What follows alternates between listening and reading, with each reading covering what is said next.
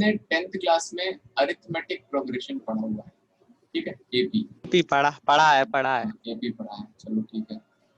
तो एक general term नाम की एक चीज होती है, जनरल टर्म के नाम की चीजें होती है, ठीक है।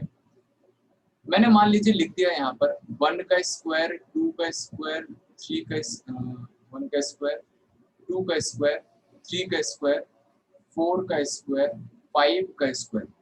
बताइए इसका nth टर्म क्या होगा?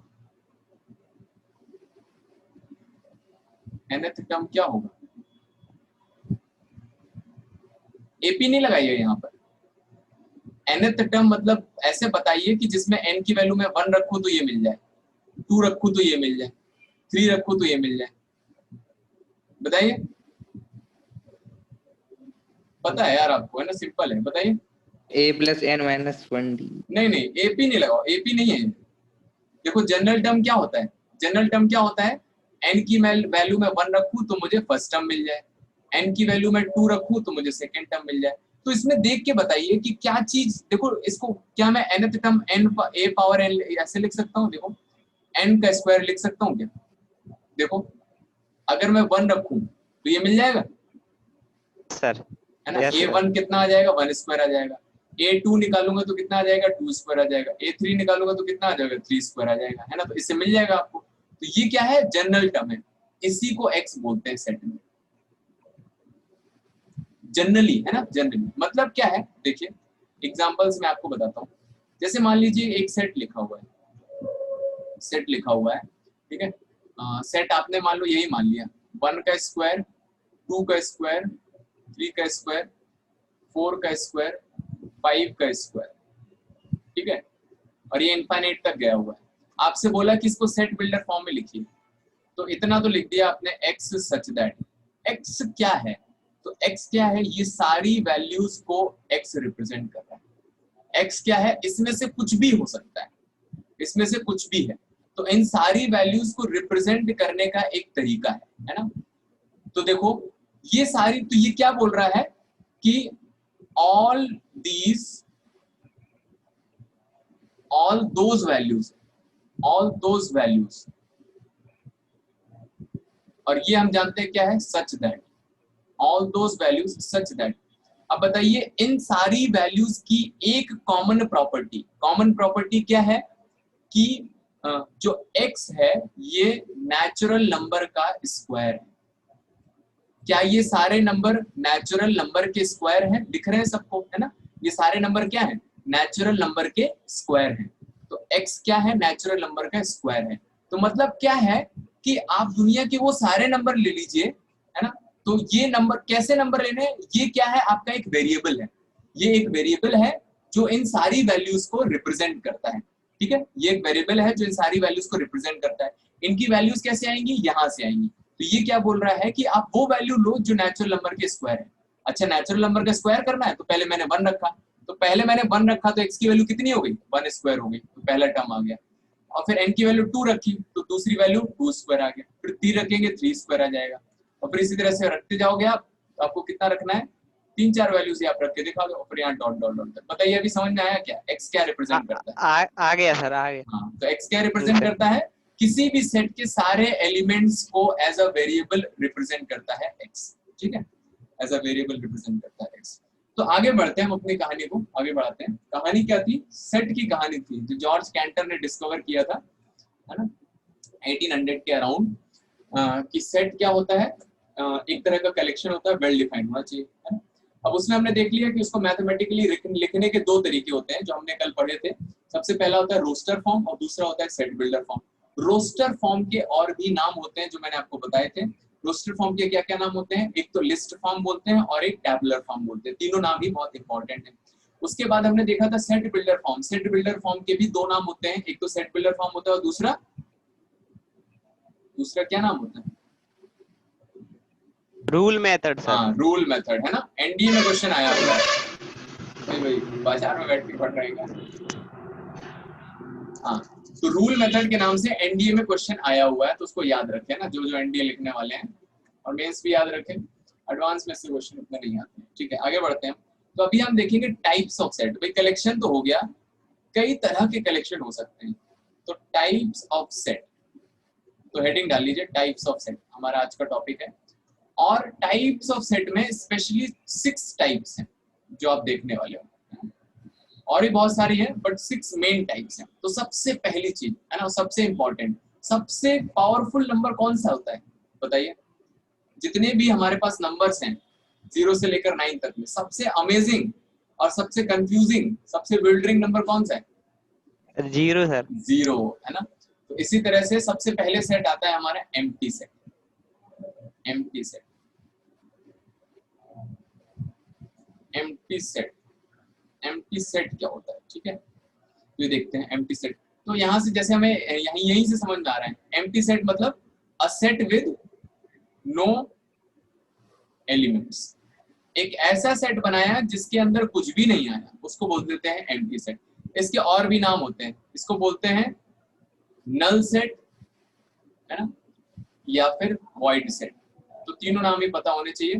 कंप्यूटर जो लोग लिए हैं उनके में आप वॉइड और नल वर्ड का यूज कंप्यूटर्स में भी यूज करेंगे, लेकिन इनको नल और वॉइड का मतलब ही होता है खाली, उसके अंदर कुछ भी नहीं। ठीक है भाई, ऐसा कैसा सेट हो सकता है जिसके अंदर कुछ भी ना हो सकता है? देखो जैसे मान लो मैंने एग्जाम्पल के लिए लिख दिया आपको, एग्जाम्पल के लिए पहले एग्जाम्पल बताते हैं। एग्जाम्पल फॉर एग्जाम्पल आपसे बोला गया right the prime numbers, right the prime numbers less than 2। बताइए भाई 2 से कम प्राइम नंबर्स नहीं है, कुछ भी नहीं होता है ना। तो यहां से हमें पता चल गया कि ये एम्प्टी सेट है, एम्प्टी सेट। अब कुछ 3-4 इंपॉर्टेंट चीजें हैं, लिखेंगे कैसे ना? तो इट इज रिप्रेजेंटेड एज 5। ये आपको मैंने कल क्लास में बताया था, है ना, इंपॉर्टेंट सिंबल्स, उसमें से एक ही सिंबल आपको बताया था 5, और इसका एक भाई था साई।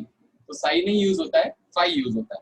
तो 5 का मतलब क्या है कि वो खाली है ना, उसको आप कैसे रिप्रेजेंट करोगे? 5 से रिप्रेजेंट करेंगे। ठीक है, अब अगर ये सेट है, अगर ये सेट है तो इसके आपके क्या होंगे? एक मिनट।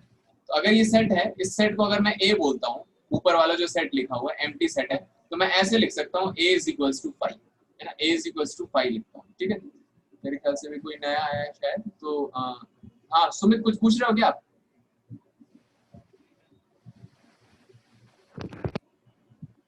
हाँ बताइए, बोलिए। आपकी आवाज नहीं आ रही बेटा, या तो टाइप कर दीजिए आप, है ना, कमेंट बॉक्स में टाइप कर दीजिए। ठीक है, अगर कुछ पूछना है आपको मैं बता देता हूँ।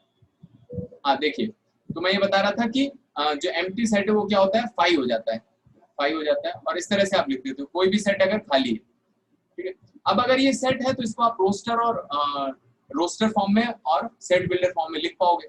देखो रोस्टर फॉर्म में कैसे लिखेंगे? रोस्टर फॉर्म, एम्प्टी सेट की रोस्टर फॉर्म, ये आपको नहीं बताया होगा शायद। तो रोस्टर फॉर्म में कैसे लिखते हैं? ब्रैकेट बनाते हैं, ब्रैकेट बनाते हैं। अब हमें पता है कि भाई इस ब्रैकेट के अंदर कुछ भी नहीं आया। ओके ठीक है ना, हमें पता है कि इसके अंदर कुछ भी नहीं आया, तो बस इसी तरह से लिख देंगे a is equals to double bracket, बस खत्म। सेट बिल्डर फॉर्म थोड़ा इंपॉर्टेंट है, सेट बिल्डर फॉर्म इंपॉर्टेंट है। इस पर क्वेश्चन आपका मेंस में भी आया है और एनडीए में भी आया है, आईआईटी मेंस में और एनडीए में आया है सेट बिल्डर फॉर्म में, और बोर्ड में तो आता ही है, बोर्ड में भी आता है। सेट बिल्डर फॉर्म में कैसे लिखते हैं एम्प्टी सेट? एम्प्टी सेट को लिखने के ही ये दोनों तरीके हैं, रोस्टर फॉर्म में कैसे लिखेंगे और सेट बिल्डर फॉर्म में। तो सेट बिल्डर फॉर्म में कैसे लिखते हैं देखिए, तो सेट बिल्डर फॉर्म में हमेशा की तरह ऐसे स्टार्ट करेंगे, x is such that, x is such that x is not is equals to x, ये लिख लीजिए भाई, ये डेफिनेशन मिलती नहीं है जल्दी, इसको समझ लेते हैं भाई क्या कहना चाह रहा है, ये क्या कहना चाह रहा है। अच्छा बताइए, तो देखो ये बोल रहा है कि आप वो सारे x लो, कौन सारे x ले जो इसको फॉलो कर रहे हैं। ये क्या बोल रहा है कि x x के बराबर नहीं है। अच्छा बताइए, दुनिया में ऐसी कोई चीज है जो खुद के बराबर ना हो? क्या दुनिया की कोई ऐसी ऑब्जेक्ट, क्या कोई ऐसा ह्यूमन या कोई ऐसा एनिमल है जो खुद के बराबर ना हो? भाई कम से कम कोई किसी के बराबर हो चाहे ना हो, लेकिन कम से कम अपने तो बराबर होता ही है ना। मैं बोलूंगा कि मेरा ये हाथ और मेरा ये हाथ दोनों सेम ही है ना। तो दुनिया की ऐसी कोई भी चीज नहीं है जो खुद के बराबर ना हो। और ये क्या बोल रहा है कि भाई वो एक्स ढूंढ के लाओ जो खुद के बराबर ना हो, तो कुछ भी मिलेगा क्या? नहीं मिलेगा, है ना, नहीं मिलेगा। इसीलिए ये भी क्या है, आपका एम्प्टी सेट है। आया समझ में? तो एम्प्टी सेट को सेट बिल्डर फॉर्म में लिखने का ये तरीका होता है, x such that x is not is equals to x। तो वो सारे x जो खुद के बराबर ना हो। तो ऐसा कोई नंबर है जो खुद के बराबर ना हो? ऐसा कोई नंबर नहीं है। 7 7 के बराबर है ना, 8 8 के बराबर है ना। क्या ऐसा कोई अल्फाबेट है जो खुद के बराबर ना हो? ऐसा कोई अल्फाबेट नहीं है। हर कोई अल्फाबेट अपने आप के बराबर होता है। इवन वर्ल्ड का कोई भी लिविंग एंटिटी, कोई भी ऑब्जेक्ट ऐसा नहीं है जो खुद के बराबर ना हो, है ना। तो सब कोई खुद के बराबर है, तो इसके अंदर कुछ भी नहीं आएगा, है ना, पूरी दुनिया में से कुछ भी नहीं आएगा। आया यहाँ चीज, यहाँ तक समझ में आया सबको? आगे बढ़े। Yes sir. हाँ ठीक है, तो ये क्या था, एम्प्टी सेट को लिखने के तरीके, है ना, और उसका एक एग्जाम्पल। ठीक है, आगे बढ़ते हैं। अब आगे बढ़े तो सेट में देखा मैंने कि अच्छा ठीक है, कोई नहीं आया यहाँ पर। इसके एक और एग्जाम्पल लिख देता हूँ मैं, एक और एग्जाम्पल लिख लीजिए। एग्जाम्पल सेकेंड, जैसे मान लीजिए a लिखा हुआ है, x is such that x belongs to natural number and x is greater than 2 and less than 3। बताइए क्या आएगा? मुझे वो x लेने हैं जो 2 से बड़े और 3 से छोटे हो और नेचुरल नंबर। बताइए 2 और 3 के बीच में कोई नेचुरल नंबर आता है क्या? नहीं आता। नहीं आता, है ना। तो ये भी क्या है, एम्प्टी सेट है। ये भी एक ऐसा सेट है जिसके अंदर कोई भी एलिमेंट नहीं आएगा। आगे बढ़ते हैं, अगली हेडिंग है सिंगलेटन सेट। सिंगलेटन सेट, तो जैसा कि नाम से पता चल रहा है, इस सेट में कितने एलिमेंट होंगे? कोई बता सकता है? ये देखिए, दिख रहा है क्या? कितने एलिमेंट हो जाएंगे? सिंगल, एक एलिमेंट। बहुत ही simple, a set with one element, a set with one element. Definition कोई भी नहीं पूछता है ना, इसीलिए डेफिनेशन को एज इट इज याद करने की जरूरत नहीं है, कॉन्सेप्ट पता होना चाहिए। ठीक है, सिंगलेटन सेट मतलब जिसके अंदर एक एलिमेंट आता है। एग्जांपल के लिए लेट्स से मैंने a लिख दिया, x is such that x is a natural number and x is greater than 5 and less than 7। तो बताइए a में क्या आएगा? 6 आ जाएगा, है ना। a में क्या आ जाएगा? 6 आ जाएगा। तो ये एक ऐसा सेट है जिसके अंदर एक एलिमेंट है। ठीक है, एक और एग्जांपल आपको बताते हैं, बहुत ही amazing example. Right the set of all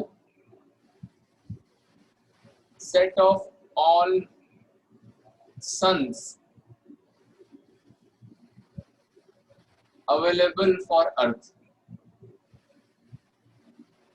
तो एक्चुअली में ऐसे बहुत सारे प्लैनेट होते हैं जिसमें 2 सन होते हैं, 3 सन होते हैं, 4 सन होते हैं। तो अर्थ में हमारी कितने सन होते हैं? एक ही होता है ना। तो ये सेट भी कैसा हो जाएगा, ये मैंने एग्जांपल अपनी तरफ से बनाया। तो ये भी कैसा एक सेट हो जाएगा, आपका सिंगलेटन सेट हो जाएगा ना। ये भी आपका सिंगलेटन सेट है और ये भी आपका सिंगलेटन सेट है ना। तो इस अर्थ के लिए, क्योंकि एक ही सन अवेलेबल है, उसके बहुत सारे नाम है, नाम लिखने की जरूरत नहीं। थर्ड देखिए, तो ये 2 वैरायटीज हैं, किससे? नंबर ऑफ एलिमेंट से रिलेटेड, है ना। नंबर ऑफ एलिमेंट से रिलेट करके मैंने सेट को 2 कैटेगरी में डाल दिया, एक तो एम्प्टी सेट और सिंगलेटन सेट। ठीक है, empty set and singleton set. आगे बढ़ते हैं, अगला लिखिए, अगला है finite set. Finite set, finite set, तो जैसा कि नाम से समझ में आ रहा है, फाइनाइट सेट क्या होता है? अ set with countable number of elements. ऐसा सेट जिसके एलिमेंट्स को आप काउंट कर सकते हो। अच्छा, काउंट कर सकते हैं, जैसे फॉर एग्जांपल मान लीजिए एक सेट A लिखा मैंने, 1 2 3 4 5 6। तो क्या इसके एलिमेंट्स को हम काउंट कर सकते हैं? जी बिल्कुल काउंट कर सकते हैं। ठीक है, तो कितने एलिमेंट है? 6 एलिमेंट है, 6 एलिमेंट है। तो ऐसा सेट, जैसे आपसे बोल दिया जाए कि right the set of all the trees in this universe, तो क्या इस यूनिवर्स के ट्रीज को काउंट किया जा सकता है? नहीं काउंट किया जा सकता, तो वो फाइनाइट सेट नहीं है। फाइनाइट नहीं है तो वो कैसा सेट होगा? अगर फाइनाइट नहीं है तो क्या होगा? अगला सेट हो जाएगा इनफाइनाइट सेट, है ना। लेकिन इनफाइनाइट सेट में आगे बढ़ने से पहले कुछ और चीजों को जानेंगे।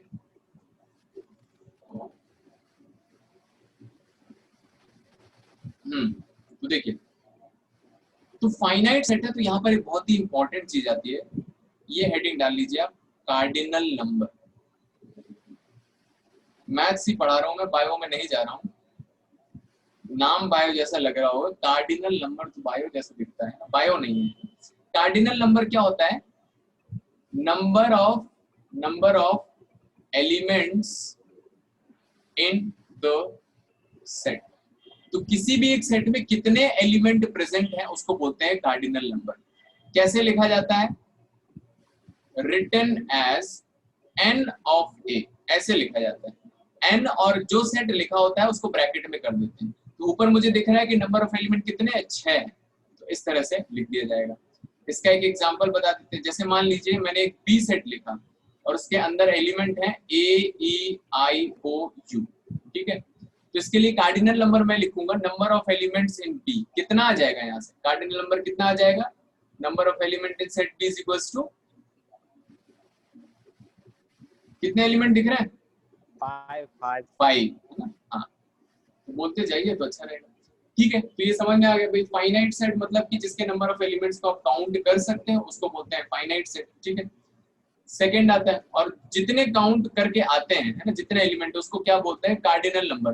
तो जिसको ये टर्म याद हो जाए बहुत अच्छी बात है। ये टर्म एनसीईआरटी में नहीं है, आरटी शर्मा में है। ठीक है, कॉम्पिटिटिव एग्जाम्स में आता है। एनसीईआरटी में तो सिंपल नंबर ऑफ एलिमेंट से भी चलेगा। ठीक है, अगला देखते हैं इनफाइनाइट सेट। इनफाइनाइट सेट क्या होता है? अ set with infinite number of elements. तो ऐसा भी हो सकता है क्या? इनफाइनाइट नंबर ऑफ एलिमेंट्स, तो एक ऐसा सेट जिसके अंदर इनफाइनाइट नंबर ऑफ एलिमेंट्स हैं उसको बोलते हैं इनफाइनाइट सेट।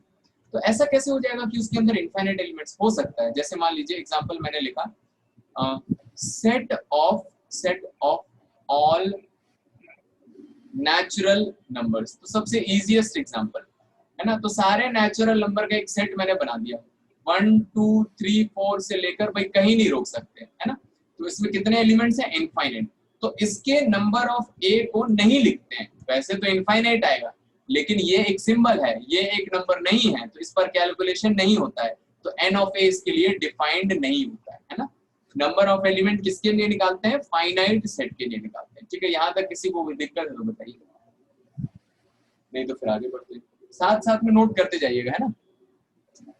हाँ, फिफ्थ देखिए, फिफ्थ है आपका equivalent set.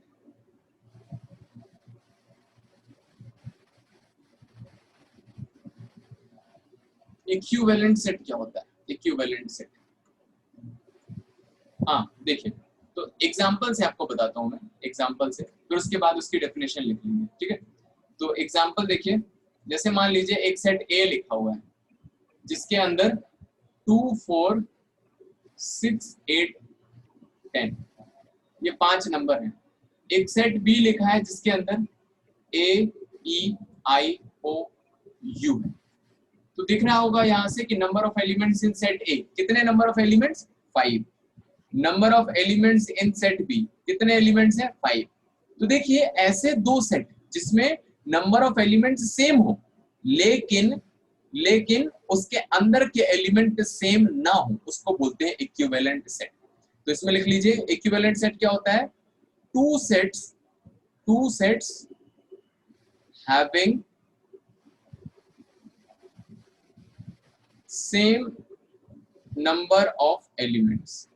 Two sets having same number of elements is called equivalent set. ठीक है, और ये एक एग्जांपल हो गया, तो बहुत ही आसान है ना। कितने सेट हैं, कितने एलिमेंट्स हैं? इसके अंदर भी 5 एलिमेंट है और इसके अंदर भी 5 एलिमेंट है, तो उसको बोल देते हैं इक्विवेलेंट सेट। अब ऐसा हो सकता है कि इन दोनों सेट के नंबर ऑफ एलिमेंट्स सेम हो, तो वही नेक्स्ट आ जाता है आपका इक्वल सेट। देख लीजिए, तो इक्वल सेट क्या होता है? टू सेट्स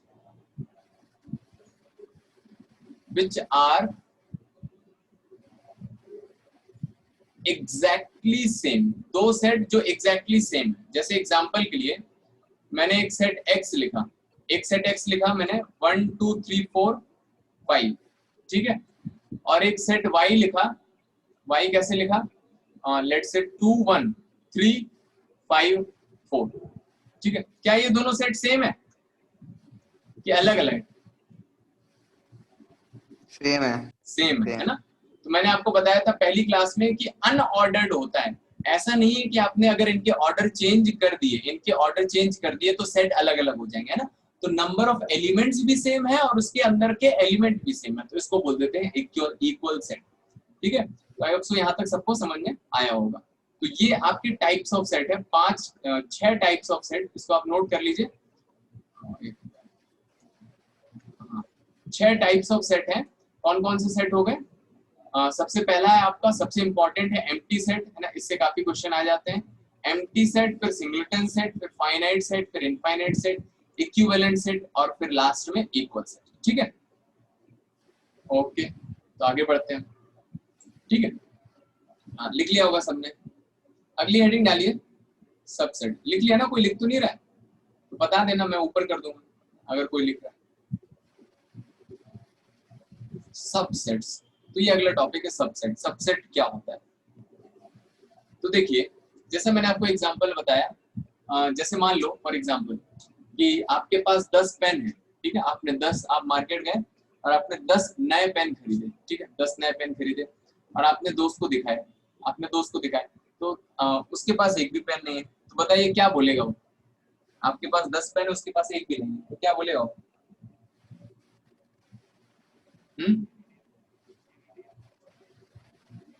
ऑब्वियस सी बात है, वो बोलेगा भाई यार तुम्हारे पास 10 पेन है, मेरे पास एक भी पेन नहीं है यार, 2-3 पेन मुझे भी दे दो तो मेरा भी भला हो जाएगा, है ना? तो यहीं से कॉन्सेप्ट आता है कि जब भी आपके पास कोई कलेक्शन होता है, ठीक है ना, उस कलेक्शन में से हमेशा आप क्या कर सकते हो? सिलेक्ट कर सकते हो, है ना? उस कलेक्शन में हमेशा आप क्या कर सकते हो? सिलेक्ट कर सकते हो। तो देखो, सबसेट क्या होता है? It is a set which consists of elements from other set। ये एक ऐसा सेट होता है जो किन एलिमेंट से बना होता है? किसी दूसरे सेट के एलिमेंट से बना होता है। फॉर एग्जाम्पल जैसे मान लीजिए एक सेट ए दिया हुआ है, ठीक है। लेट्स से सेट है आपका 11 12 13 14 15 16 एंड 17, ठीक है। ये एक सेट दिया हुआ है। मैंने एक दूसरा सेट लिखा बी, और इसमें क्या किया मैंने? ये कुछ एलिमेंट्स यहाँ से सिलेक्ट करके इस सेट में डाल दिए, ठीक है। तो मैंने 13 सिलेक्ट कर लिया, 14 सिलेक्ट कर लिया, 15 सिलेक्ट कर दिया और लास्ट से 17 सिलेक्ट कर दिया। तो देखो, क्या मैं बोल सकता हूँ कि जो बी सेट बना हुआ है ये ए से ही आया है ना? सबको दिख रहा है। तो यहाँ से आप बोल सकते हो कि B is a subset of set A, ठीक है। यहाँ से आप क्या बोल सकते हो कि जो B है वो किसका सबसेट है? A का सबसेट है। और बताइए सबसेट को लिखने का तरीका क्या होता है? मैंने फर्स्ट क्लास में आपको बताया था, सेकंड क्लास में कल बताया था। इस तरह से लिख दिया जाता है ना, इस तरह के राइट हैंड साइड की तरफ एक यू बनता है, इसको बोलते हैं सबसेट, ठीक है। ये सबसेट का साइन है और क्या लिखा है? B is a subset of A। यहाँ तक आया सबको समझ में? ठीक है। क्या एक ही सबसेट बना सकते हैं? नहीं, और भी बहुत सारे बना सकते हैं। तो मान लीजिए मैंने एक और सबसेट बना दिया जो है C, ठीक है, और उसमें मैंने लिख दिया 11 12 14 15, ठीक है। इन चार को रख दिया, तो यहाँ से दिख रहा है मुझे कि C is also subset of A। U जैसा बनाना है इसको, C is also a subset of A, है ना? तो ऐसे बहुत सारे आप इसमें से सबसेट बना सकते हो, ठीक है। तो जैसे मान लीजिए फॉर एग्जांपल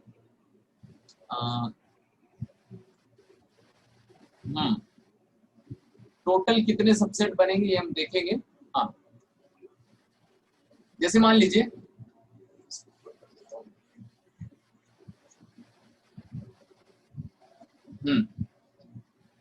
मैंने सेट ए लिखा जिसके अंदर एलिमेंट है 1 2 एंड 3, ठीक है। तो इसके मैं सारे पॉसिबल सबसेट बना रहा हूँ। कितने पॉसिबल सबसेट्स हैं सारे मैं बना रहा हूँ, ठीक है। तो सारे बना रहा हूँ, तो देखिए सबसे पहले क्या आएगा, मैं ऐसे कर सकता हूँ। मान लो मैंने एक ले लिया और उसको ब्रैकेट के अंदर डाल दिया, तो ये एक सबसेट बन गया। या फिर मैंने 2 ले लिया, या फिर मैंने 3 ले लिया। मतलब मैंने क्या किया, एक एक एलिमेंट लेके सबसेट बनाए, तो 3 सबसेट यहाँ से मिल गया मुझे। या फिर मैं ऐसा कर सकता हूँ कि 1 2 बना दूं, 1 2 को ले लिया, एक सबसेट बना दिया। या फिर 2 3 ले लिया, और या फिर 1 3 ले लिया। तो दो दो एलिमेंट लेके मैं ऐसे सबसेट बना सकता हूँ। या फिर मैं क्या कर सकता हूँ, 3 3 एलिमेंट भी ले सकता हूँ, 1 2 3, 3 एलिमेंट भी कर सकता हूँ। या फिर भाई ऐसा भी तो कर सकते हो कि आपने कुछ भी नहीं लिया, है ना, तो ये भी कर सकते हैं आप ऐसे। तो यहाँ से आपकी जितने बने हैं ये आपके सारे क्या है, सबसेट, ठीक है। तो देखो ऊपर वाले सेट में कितने एलिमेंट हैं, number of element in set A कितने हैं, 3 है, ठीक है। और इसके कितने सबसेट बन गए, 8 सबसेट बन गए यहाँ से, है ना। इस तरह से आप बना सकते हो। तो आपके लिए क्वेश्चन एग्जाम्पल दिया हुआ है, एक सेट दिया हुआ है 7 8, इसके सबसेट्स लिखिए। सबसेट्स लिखिए, कितने सबसेट होंगे।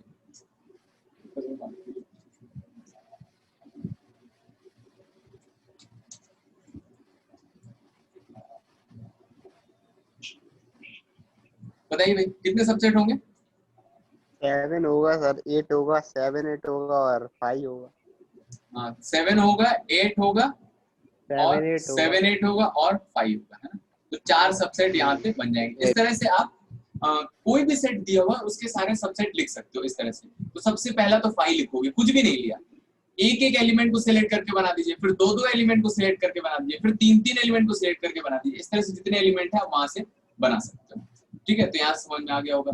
अब देखिए, अब नेक्स्ट इंपॉर्टेंट चीज है, नेक्स्ट इंपॉर्टेंट है इम्प्रॉपर सबसेट। तो ये दो चीजें होती हैं, इम्प्रॉपर सबसेट,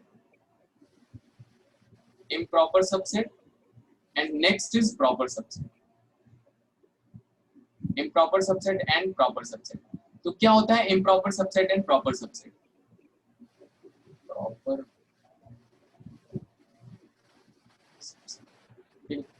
तो ऊपर वाले एग्जांपल मैं उठा लेता हूं।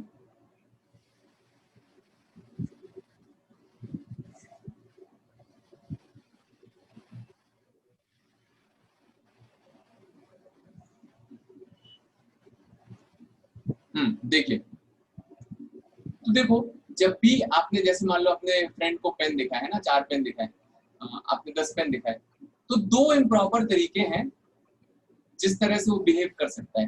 तो 2 इम्प्रॉपर तरीके क्या क्या होंगे बताइए। मान लीजिए 10 पेन आपने दिखा अपने फ्रेंड को, है ना, आपने 10 पेन दिखाए, ठीक है। तो क्या क्या हो सकता है बताइए। तो 2 इम्प्रॉपर तरीके क्या हो सकते हैं, या तो आपने कुछ भी नहीं सिलेक्ट किया उसमें से, है ना, कुछ भी पेन नहीं लिया, या तो आपने सारे पेन ले लिए, है ना। तो मतलब ये 2 इम्प्रॉपर तरीके। जैसे मान लो किसी का बर्थडे पार्टी है ना, किसी का बर्थडे है और आप वहां पर कोई गिफ्ट लेके गए और आपने फ्रेंड को दिया, है ना, फ्रेंड को दिया, मान लो कोई भी गिफ्ट दिया, तो एक इम्प्रॉपर तरीका क्या हो जाएगा कि उसने बोल दिया कि भाई मुझे कोई गिफ्ट नहीं चाहिए, है ना। तो जब भी आप कुछ सिलेक्ट नहीं करते हो तो ये भी क्या होता है, एक इम्प्रॉपर तरीका होता है। और जब आप सब कुछ ले लेते हो ये भी एक इम्प्रॉपर तरीका होता है। और उसके अलावा जो बचे हैं वो प्रॉपर तरीके होते हैं। तो जो पहला वाला है और जो आखिरी वाला है, ये जो है ये कैसे सबसेट है आपके, इम्प्रॉपर सबसेट है, ठीक है। पहला वाला और लास्ट वाला ये आपका कैसा है, इम्प्रॉपर सबसेट। तो इम्प्रॉपर सबसेट, ठीक है, आईएसएस लिख दिया मैंने। और इसके अलावा पूरी दुनिया में और जो कुछ भी बचा है इसको क्या बोल देंगे, सबसेट बोल देंगे। क्या हुआ है, नेटवर्क नहीं आ रहा है क्या, ऑडियो वीडियो आ रहा है ना सबको। Yes sir. हाँ, ये लोग आ जाते हो रहे हैं, ठीक है, आगे बढ़ते हैं। हाँ, तो इम्प्रॉपर सबसेट हमने देख लिया। तो इम्प्रॉपर सबसेट कितने हैं यहाँ पर, इम्प्रॉपर सबसेट 2 है इम्प्रॉपर सबसेट। और प्रॉपर सबसेट कितने हैं, 6 हैं प्रॉपर सबसेट। ठीक है, तो 2 इम्प्रॉपर हो गए और 6 प्रॉपर सबसेट हो गए। तो कोई भी क्वेश्चन हो आप हमेशा ऐसा कर सकते हो कि उसमें से कुछ नहीं लो, है ना, और हमेशा ऐसा कर सकते हो कि सब कुछ ले लो। तो किसी भी क्वेश्चन में ये चीज जो है इम्प्रॉपर सबसेट हमेशा फिक्स रहेगी। किसी भी क्वेश्चन में इम्प्रॉपर सबसेट हमेशा क्या रहेंगे, फिक्स रहेंगे। बस प्रॉपर सबसेट आपको ये उसके अलावा कैलकुलेट करने पड़ेंगे।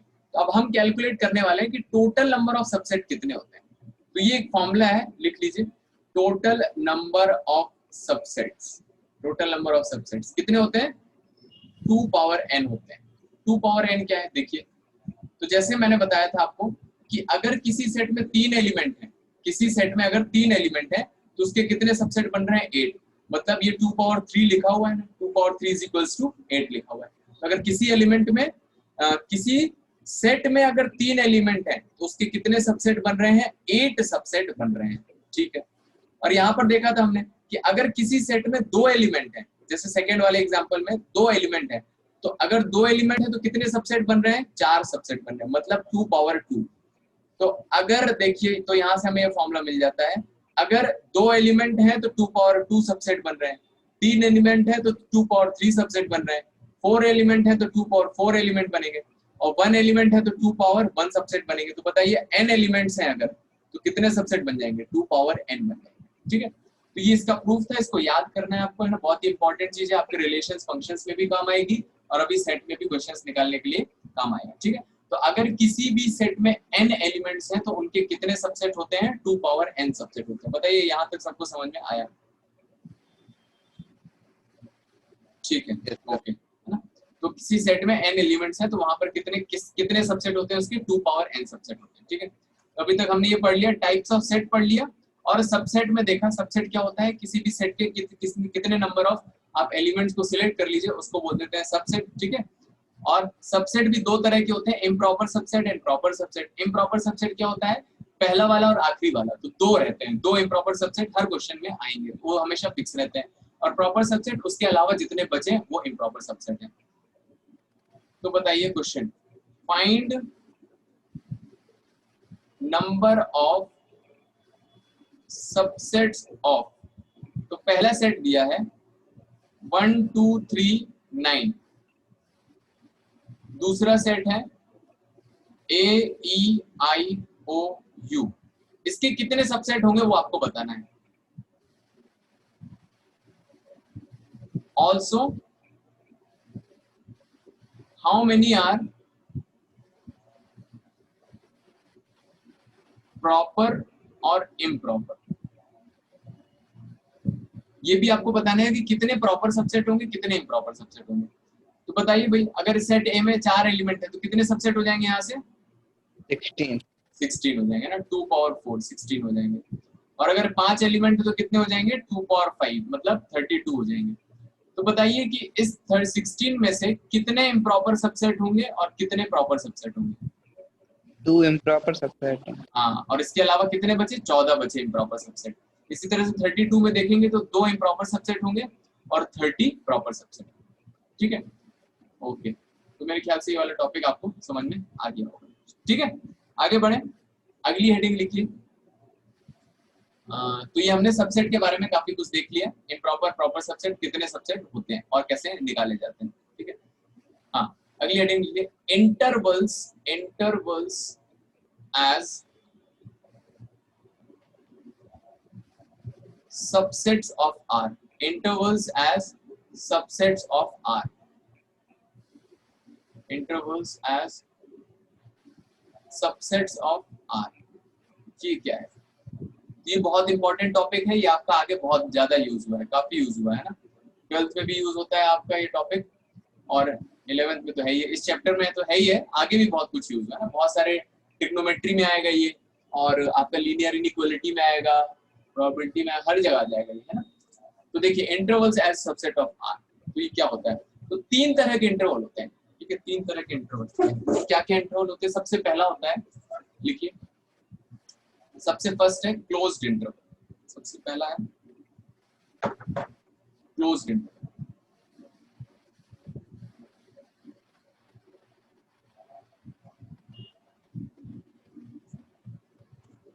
तो क्लोज्ड इंटरवल क्या होता है, क्लोज्ड इंटरवल क्लोज्ड इंटरवल देखिए, जैसे मान लीजिए आपने 10th में ये पढ़ा होगा, x greater than is equal to 2 less than is equal to 10, अगर ये लिखा हुआ है, ठीक है, तो इसको कैसे लिखा जाएगा?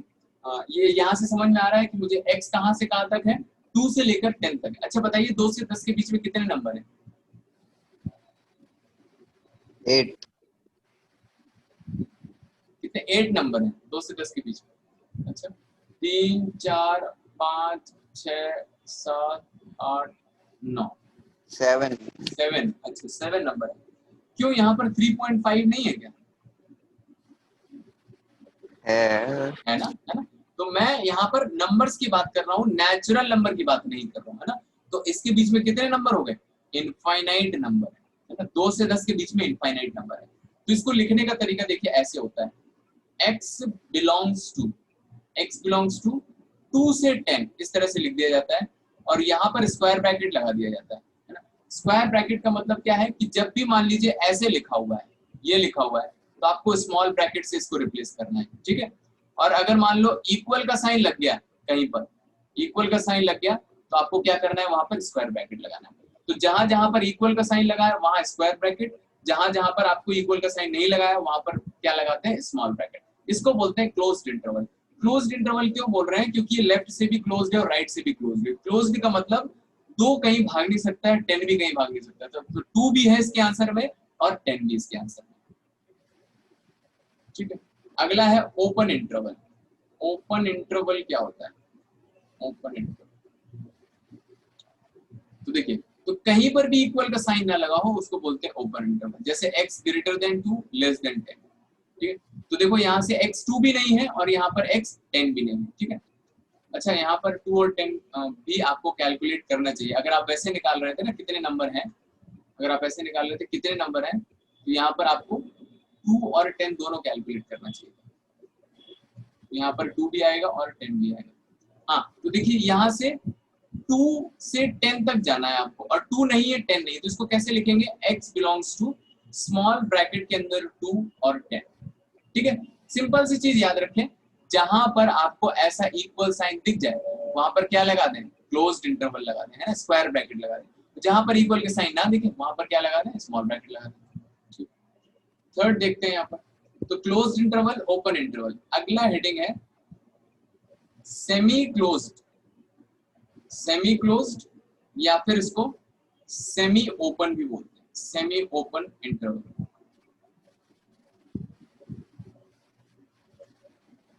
सेमी क्लोज्ड या सेमी ओपन इंटरवल। तो ये क्या है semi closed semi open interval? तो जैसे मान लीजिए 2 वैरायटी होती है इसमें, x greater than 2 and less than is equals to 10, ऐसे लिख सकते हैं, या फिर x greater than is equals to 2 and less than 10, ऐसे भी लिखा जा सकता है, ठीक है। तो देखिए दोनों में आपको डिफरेंस समझ में आ रहा होगा। यहाँ पर इक्वल का साइन नहीं लगा है, यहाँ पर इक्वल का साइन लगा हुआ है। तो क्या 10 यहाँ पर है? हाँ 10 यहाँ पर है। क्या 2 यहाँ पर है? 2 यहाँ पर, पहले वाले की बात कर रहा हूं, क्या 2 इसमें होगा? होगा। नहीं होगा, है ना। इसी तरह से आप सेकंड वाले में देखेंगे कि यहाँ पर 2 है ना, 2 है क्योंकि उसमें इक्वल का साइन लगा है, लेकिन 10 नहीं होगा क्योंकि उसमें इक्वल का साइन नहीं लगा हुआ है। तो इसको कैसे लिखा जाएगा? देखो इंटरवल के फॉर्म में ऐसे लिखा जाएगा, तो 2 से 10 वैसे ही जाएंगे। अब देखो 2 पर इक्वल का साइन नहीं लगा है तो छोटा वाला ब्रैकेट लगाएंगे, और 10 पर इक्वल का साइन लगा है तो उस पर बड़ा वाला ब्रैकेट लगाएंगे। और सिमिलरली यहाँ पर भी क्या लिखेंगे? 2 से 10 जाएंगे, 2 पर इक्वल का साइन लगा है तो बड़ा वाला ब्रैकेट लगाएंगे, और 10 पर इक्वल का साइन नहीं लगा तो यहाँ पर छोटा वाला ब्रैकेट लगाएंगे। तो इन दोनों ब्रैकेट को आप मिक्स करके भी लगा सकते हो, डिपेंड करता है कि कहाँ पर इक्वल का साइन लगा है और कहाँ पर इक्वल का साइन नहीं लगा है। तो अगर इक्वल का साइन लगा है तो आप क्या करिए? क्लोज इंटरवल लगाइए, है ना। और अगर इक्वल का साइन नहीं लगा है तो यहाँ पर क्या लगाएंगे? ओपन इंटरवल लगाएंगे, ठीक है। ओके आगे बढ़ते हैं। हाँ ठीक है, तो ये मैंने अभी बताया, क्या बताया? Interval as a subset of R. Subset of R क्यों बोल रहे हैं? रियल नंबर देखिए कहां से कहां तक होते हैं, माइनस इनफाइनाइट से इनफाइनाइट तक होते हैं सारे रियल नंबर, है ना, जो हम नंबर लाइन बनाते हैं। तो उसी का एक छोटा सा पार्ट लिया हुआ है ना, उसी का एक छोटा सा पार्ट। तो 3 तरीके से आप उसको लिख सकते हो। पहला है क्लोज्ड इंटरवल, दूसरा है ओपन इंटरवल, और तीसरा है सेमी क्लोज्ड और semi open interval. Closed interval क्या होता है कि दोनों तरफ से क्लोज होता है, मतलब अगर इक्वल साइन लगा हो। ओपन इंटरवल दोनों तरफ पर इक्वल साइन नहीं लगा है, मतलब आप छोटा ब्रैकेट लगाते हो और उसको बोलते हैं ओपन इंटरवल। या फिर सेमी क्लोज्ड और सेमी ओपन, इसमें से कोई पूछ सकता है कि भाई इसमें से आपने दो एग्जांपल बताए, कौन सा सेमी क्लोज्ड है, क्या ये सेमी क्लोज्ड और सेमी ओपन है? नहीं, दोनों को ही आप सेमी क्लोज्ड या दोनों को ही सेमी ओपन बोल सकते हो, दोनों ही तरीके से। ठीक है, यहाँ तक आपको समझ में आया होगा। अब इसको हम क्या करते हैं, थोड़ा डायग्राम के फॉर्म में रिप्रेजेंट कर लेते हैं, डायग्राम के फॉर्म में। ध्यान से सुनना, इस तरह के क्वेश्चंस आपके एनसीईआरटी में भी है और आगे भी आएंगे। तो देखिए तरीका देख लीजिएगा। तो क्लोज्ड इंटरवल है ना, क्लोज्ड इंटरवल, ये मैं erase कर देता हूं। तो देखिए पहला वाला है क्लोज्ड इंटरवल, इसको कैसे बनाया जाएगा, इसको ऐसे बनाएंगे। तो एक नंबर लाइन बनाते हैं और हम जानते हैं कि नंबर लाइन में लेफ्ट साइड ये कहां तक जाता है, माइनस इनफाइनाइट तक जाता है, और राइट साइड ये कहां तक जाता है, प्लस इनफाइनाइट तक जाता है। ठीक है, और 2 से 10 ये दो नंबर दिख रहे हैं, तो दोनों नंबर यहाँ पर मार्क कर लिए, तो ये 2 मार्क हो गया और यहाँ पर 10 मार्क हो गया। ठीक है, 2 से 10 तक जाना है ना, तो आप क्या करो, यहाँ पर एक लाइन बना दो, एक लाइन बना दो 2 से लेकर 10 तक के लिए।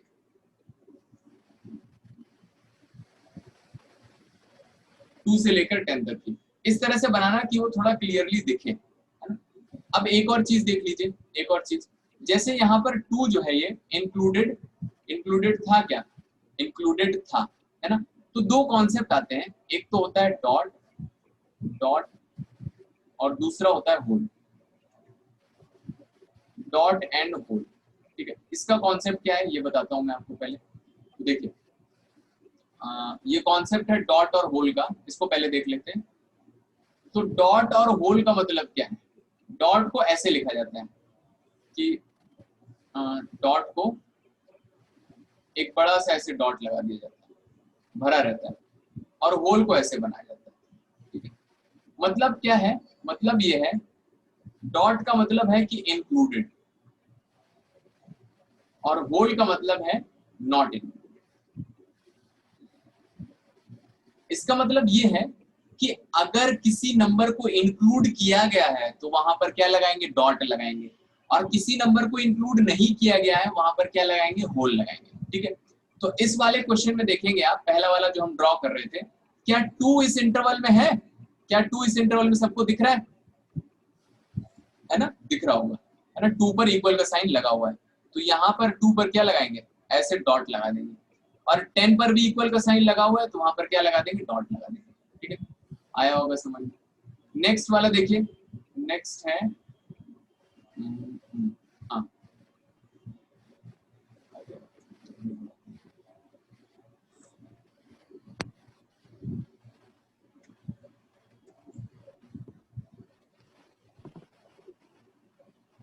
Just a second.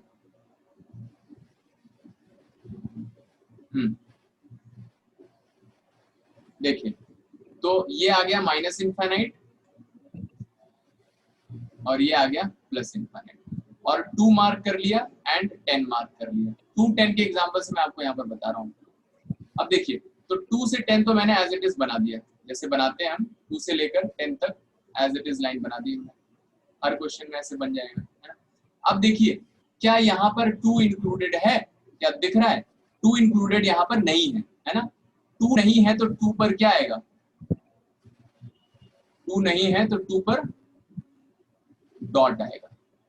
ठीक है, और इसी तरह से यहाँ पर 10 भी इंक्लूडेड नहीं है, 10 भी इंक्लूडेड नहीं है तो 10 पर भी क्या आएगा, डॉट आएगा, तो यहाँ पर भी डॉट लगा दिया। इस तरह से बनाया जाता है, डॉट एल होल का कॉन्सेप्ट है। ना तो यहाँ पर 2 है ना तो 10, ताकि ऐसा क्यों बनाते हैं, ताकि सिर्फ ग्राफ को देख के आप बता पाओ कि वो नंबर उस इंटरवल में इंक्लूडेड है कि नहीं। ठीक है, और इसी तरह से लास्ट आता है semi closed semi open interval, इसका ग्राफ नीचे बना लेते हैं, तो इसके दो ग्राफ बन जाएंगे। तो पहले वाले का ग्राफ देखिए, 2 से लेकर 10 तक है। देखिए तो हमेशा की तरह यहाँ पर माइनस इनफाइनाइट और यहाँ पर प्लस इनफाइनाइट, और 2 मार्क कर लिया और 10 मार्क कर लिया, और फिर यहाँ पर 2 से लेकर 10 तक के बीच की लाइन को इस तरह से मार्क कर दिया। ठीक है, अब मुझे यहाँ पता है कि 2, देखो 2 इसमें इंक्लूडेड है नहीं है ना, 2 यहाँ पर नहीं आ रहा है क्योंकि उस पर कैसा लगा है, क्लोज, इक्वल का साइन नहीं लगा, लेकिन 10 इंक्लूडेड है तो 2 पर क्या लगाएंगे हम, होल लगाएंगे, 2 पर होल लगाएंगे। तो मैं 2 पर होल बनाता हूँ, हाँ